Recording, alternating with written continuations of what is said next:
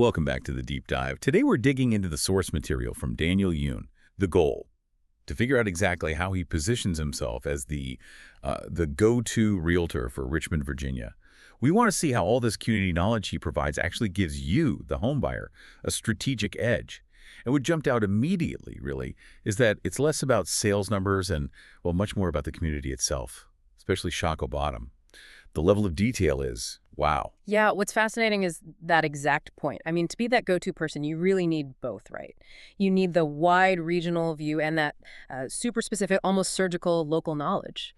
The material seems to frame Yoon almost as a community anthropologist, not just someone selling property. Okay, let's unpack the scale first then, because the sources show coverage across a pretty huge area.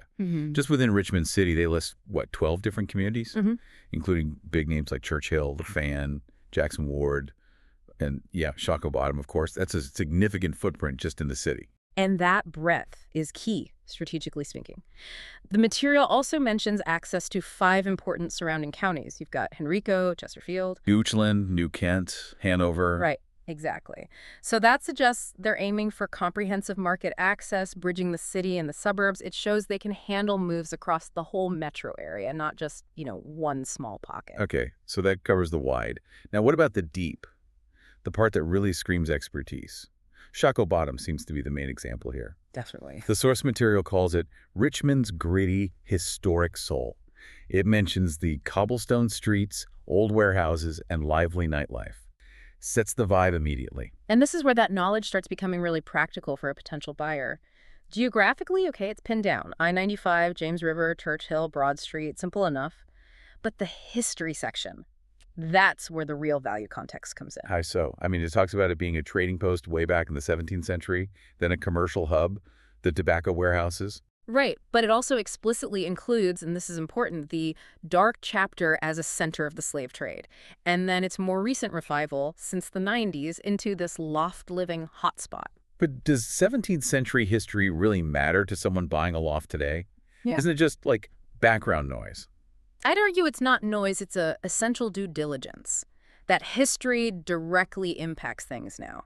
Think about preservation rules, renovation possibilities, zoning, even future property values. It shapes the actual real estate available. You see it in the mix.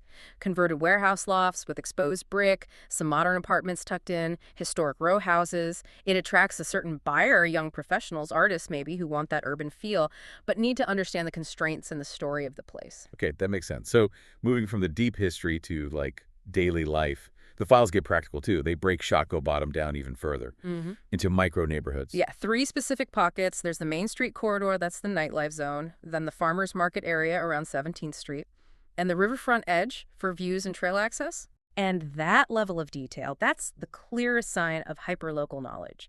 It means they can potentially advise on value shifts based on very specific local changes, a new shop opening maybe, or infrastructure tweaks. Stuff a generalist might miss. Exactly. Someone just selling countywide wouldn't have that granularity.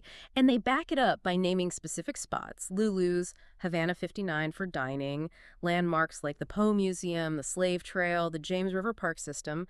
They're selling the lifestyle, the why of living there. So it's about understanding the feel, the urban grit, and the walkable, vibrant nature of it, as the source says. Precisely. So if we zoom back out, the overall picture the material paints is of Daniel Yoon as an expert who gets both the big regional map and the, let's say, emotional and historical texture of a specific neighborhood, not just the transaction details. Which leads to a really interesting point. The material doesn't shy away from the difficult history, mentioning the slave trade right alongside the modern nightlife and appeal. Yeah. So here's a thought for you to consider.